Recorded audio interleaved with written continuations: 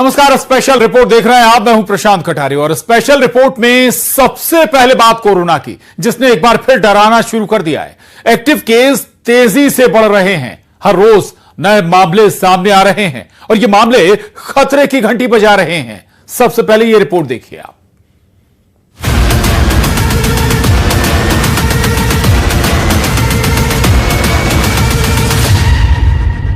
एक 1000 से ज्यादा एक्टिव केस, 6 से ज्यादा मौत।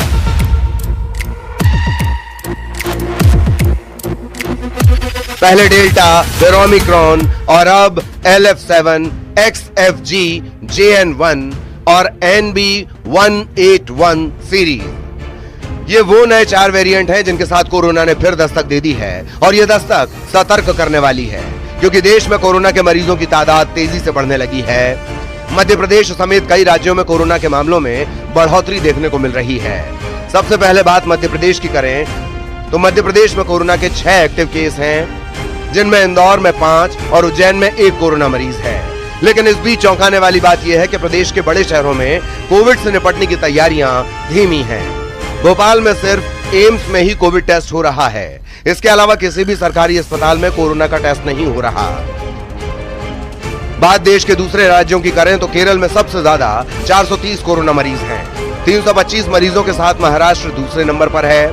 दिल्ली में 107, गुजरात में 83, कर्नाटक में 47, तमिलनाडु में 69, उत्तर प्रदेश में 15, राजस्थान में 13 और बंगाल में कोरोना के 12 एक्टिव मरीज हैं।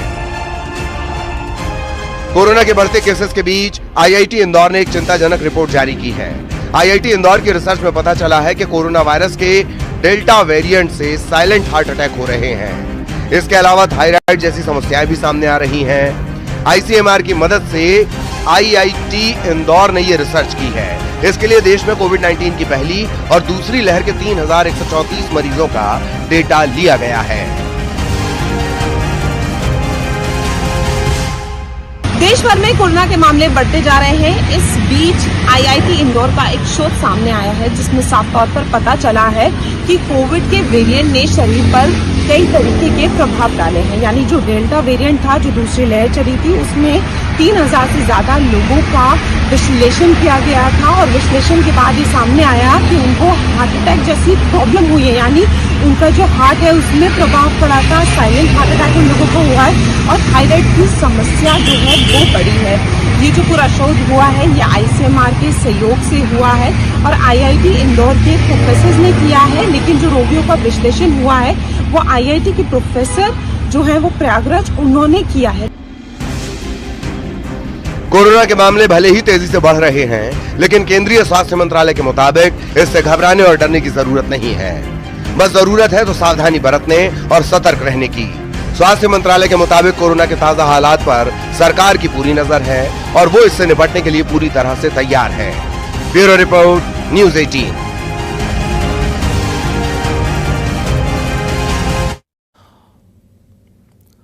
तो कोरोना देश में एक बार फिर दस्तक दे चुका है। 1000 से ज्यादा मामले सामने आ चुके हैं और इतना ही नहीं, आधा दर्जन मौतें भी कोरोना की वजह से हो चुकी हैं। यानी चिंता बढ़ना लाजमी है, एहतियात भी बरतना है, सिस्टम को भी दुरुस्त करना है और अस्पतालों में भी व्यवस्था दुरुस्त होनी चाहिए। हमारे साथ बातचीत के लिए उज्जैन से अजय पटवा जुड़ रहे हैं, भोपाल से रमाकांत दुबे, इंदौर से मिथिलेश गुप्ता हमारे साथ हैं। सबसे पहले उज्जैन का रुख करेंगे। अजय, उज्जैन में भी कोरोना ने दस्तक दे दी है, तैयारियां क्या नजर आ रही हैं सरकारी स्तर पर अस्पतालों में?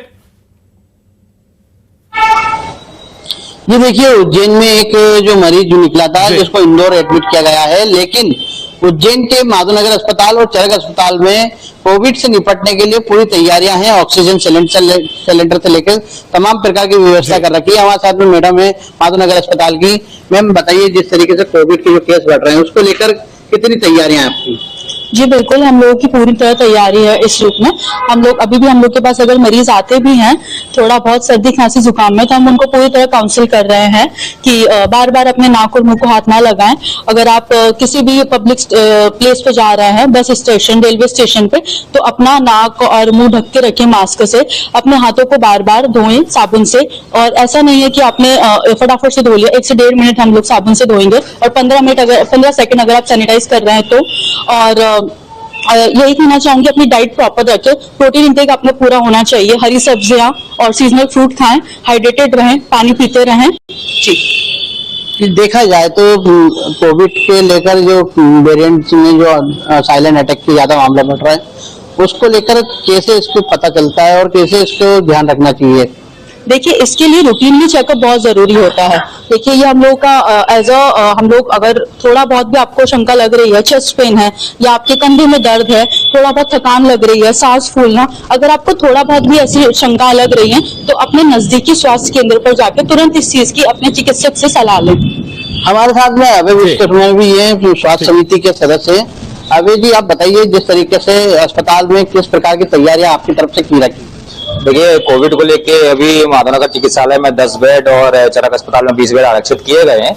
इससे घबराने वाली कोई बात नहीं, हम पूरी तरह से हर प्रकार की स्थिति से निपटने के लिए तैयार हैं। आप बताइए, आप जैसे सड़कों पे घूमते हैं, पब्लिक में आते हैं, तो कैसे अपने आप को बचाव करें? सबसे पहले तो मास्क हम लगाएं, सबसे पहली प्रायोरिटी वही है, डॉक्टर द्वारा जो जारी हुई है। उसके बाद सोशल डिस्टेंसिंग का पालन करें, समय समय पे हाथ मुंह धोएं, हरी सब्जियों का सेवन करें, यही जहाँ तक। तो देखिए, कुल मिलाकर ये है कि एहतियात बरतना होगा और उज्जैन में तैयारियां शुरू हो गई हैं। भोपाल का रुख करेंगे, रमाकांत दुबे हमारे साथ बने हुए।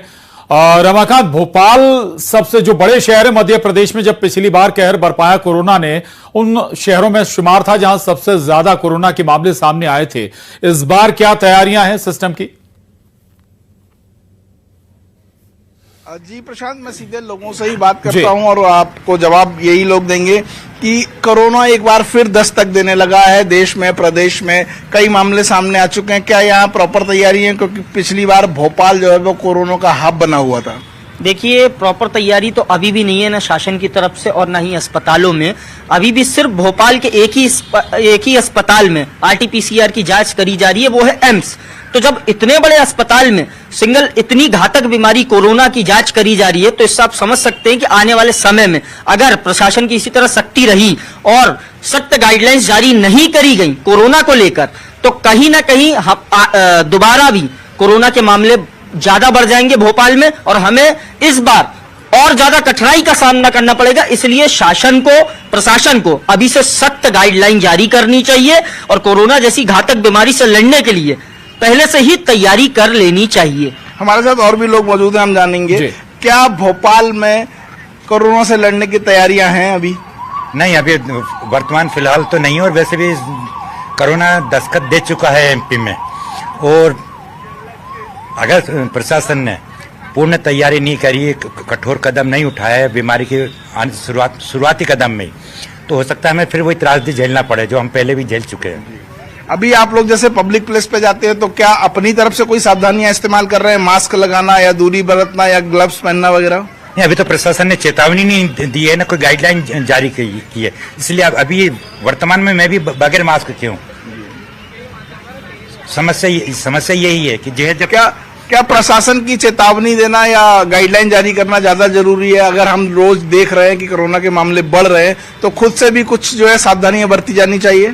सबसे पहले तो मैं सरकार से ये अपील करना चाहूंगा कि कुछ ऐसी गाइडलाइंस जारी करे, जैसे मास्क पहनना कंपलसरी करे, लोगों को जगह जगह इकट्ठा होने से दूर रखे, सैनिटाइजर का यूज कंपलसरी करे, और ऐसी जगह जैसे बस स्टैंड हो गए, रेलवे स्टेशन हो गए, एयरपोर्ट्स हो गए, वहां पे जो टेस्ट RT-PCR टेस्ट है वो कंपलसरी करे। आने जाने जो राहगीर है, जो भी ट्रेवलर आ जा रहे हैं, उनका सबसे पहले RT-PCR टेस्ट होना जरूरी है। बिल्कुल, इन्फॉर्मेशन को या सरकार को जरूर रखनी चाहिए। लौटूंगा आपके पास, और लेकिन अवेयरनेस हमारी भी जरूरी है। इंदौर का रुख करेंगे मिथिलेश।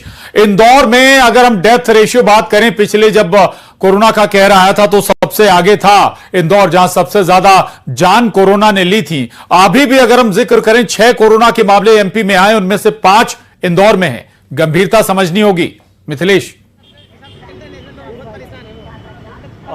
बिल्कुल सही कहा आपने प्रशांत कि इंदौर में पिछली 2 लहर में सबसे ज़्यादा जो मौतें हैं, अगर प्रदेश की बात की जाए तो सबसे ज़्यादा इंदौर में हुई थी। हालांकि इस बार अभी तक जो कोविड के केसेस आए हैं उसमें कई लोग ऐसे हैं जो इंदौर के बाहर रहने वाले, इंदौर में उन्होंने जांच कराई थी, उनकी रिपोर्ट इंदौर में पॉजिटिव आई थी। लेकिन सरकारी दावे की बात की जाए तो तैयारियाँ बहुत हैं, लेकिन अब इंदौर की जनता कोविड को लेकर कितनी गंभीर है, सीधे उन्हीं से पूछते हैं। कोरोना को लेकर आप लोग कितने गंभीर नजर आ रहे हैं? बढ़ते हुए मामलों को देखते हुए?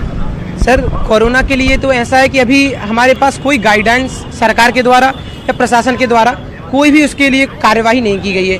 तो हम लोगों को तो ये भी पता नहीं है कि कोरोना के हमारे पास फिर से दोबारा महामारी लौट कर आ रही है, और अगर ऐसा ही चलता रहा तो महामारी को वही पुराना विकराल रूप धारण करने में समय नहीं लगेगा। क्योंकि हम जब देखते हैं, जब सरकार चुनाव आने के टाइम पर अपने प्रचार प्रसार के लिए सतर्क हो जाती है, तो उसी प्रकार सरकार जिसको योजनाएं देना चाहती है उनकी स्वास्थ्य की सुविधा भी सरकार की जिम्मेदारी बनती है, तभी वो लोग उस योजना का फायदा उठा पाएंगे। हम देखते हैं कि कोई भी योजना आती है, यूट्यूब पर सबसे पहले उस योजना का प्रचार दे दिया जाता है, मगर जब स्वास्थ्य सुविधा की बात आती है तो हमारे देश में उसके प्रति लापरवाही बरती जाती है। इसी का परिणाम हमारा कोरोना वायरस हमने पिछली बार भुगत चुके हैं, और अगर ये ही स्थिति अभी रही तो ये महामारी फिर से वही रूप ले लेगी। मेरा यह कहना है कि अगर सरकार, सबसे जरूरी इसके लिए सरकार है, क्योंकि सरकार ही इस जागरूकता को फैलाएगी, और अगर सरकार कुछ काम नहीं कर रही है तो यह सरकार की लापरवाही है। क्योंकि आज के समय में शोभा यात्रा जैसे बैनरों का हर जगह इस्तेमाल किया जाता है ताकि उनका प्रचार हो, और क्या यह स्वास्थ्य के लिए भी जरूरी नहीं है कि इनका प्रचार के लिए? बिल्कुल ठीक है, चलिए अच्छी बात है, लेकिन अवेयरनेस हमारी भी जरूरी है। और अगर वाकई हालात ऐसे हो रहे हैं, लग रहा है, संकेत मिल रहे हैं कि कोरोना लौट रहा है, तो फिर हमें खुद सजग हो जाना चाहिए। जरूरी नहीं कि हर बार इंतजार करें कि सरकार ही जब डंडा चलाएगी तभी हम गाइडलाइंस फॉलो करेंगे, मास्क लगाना शुरू करेंगे। आप सभी का शुक्रिया। मिथिलेश, रमाकांत, अजय, बहुत धन्यवाद जानकारी के लिए।